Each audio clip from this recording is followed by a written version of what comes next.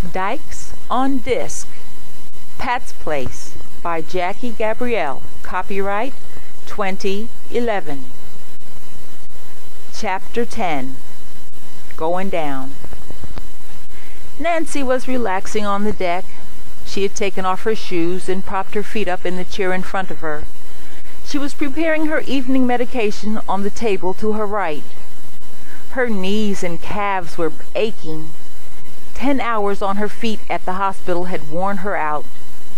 Pain from the arthritis which afflicted her legs was radiating up and down her limbs. She noticed her ankles were a bit puffy too.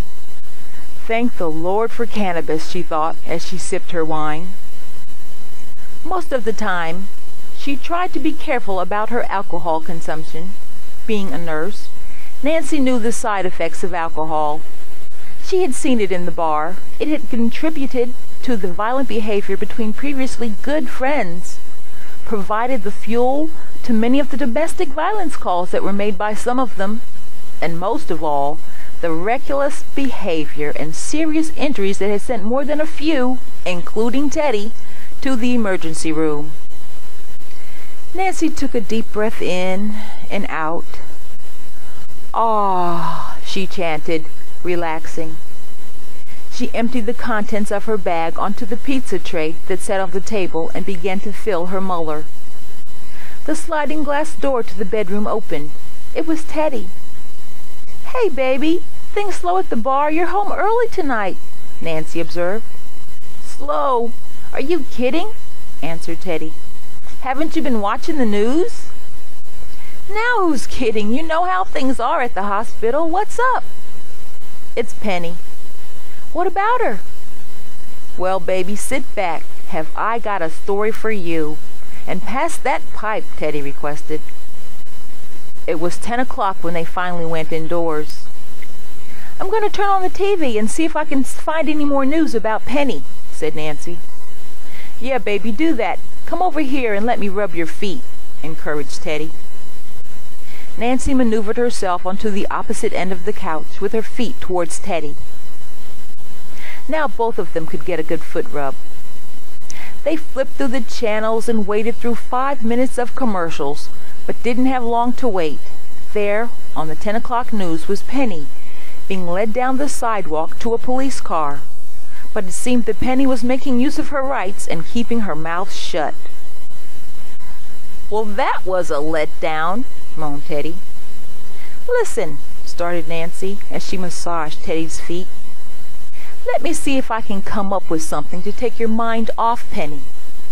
Take off these jeans and relax," tugging on the legs of Teddy's pants, she added. "Let Nurse Nancy make you feel more comfortable." Nancy slipped her hand up into the leg of Teddy's pants, gently squeezing her calf and moving her fingers to her knee and to her inner thigh. "I feel fine. You're just trying to get in my pants, you lesbian." "I'm already in your pants. Come on, baby. Let this Penny thing go." "I bet there's something on Nancy Grace." "All right. I give up. I'm going to go take a shower and start something in the kitchen." Yeah. Hand me that remote," said Teddy, determined to find out more about Penny or Sandra or whatever her name was.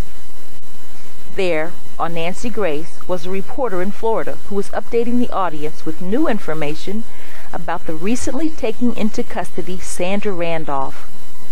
The police suspect that Miss Randolph drowned her husband in the hot tub on the pretense of helping him hide inside during an adult game of hide-and-seek. Her husband, Big John, had owned 2 automotive garages in DeLand, Florida. It's speculated that back in 2007, when the two separated and Sandra disappeared, that she took $150,000 of his money with her. Teddy had heard enough. Her playmate was gone. Penny was going to jail for murder. Teddy couldn't believe it. She was usually so good at sussing people out. At least Nancy didn't find out about their little arrangement. Now, Teddy was sure she never would. To be continued. Thanks for reading aloud.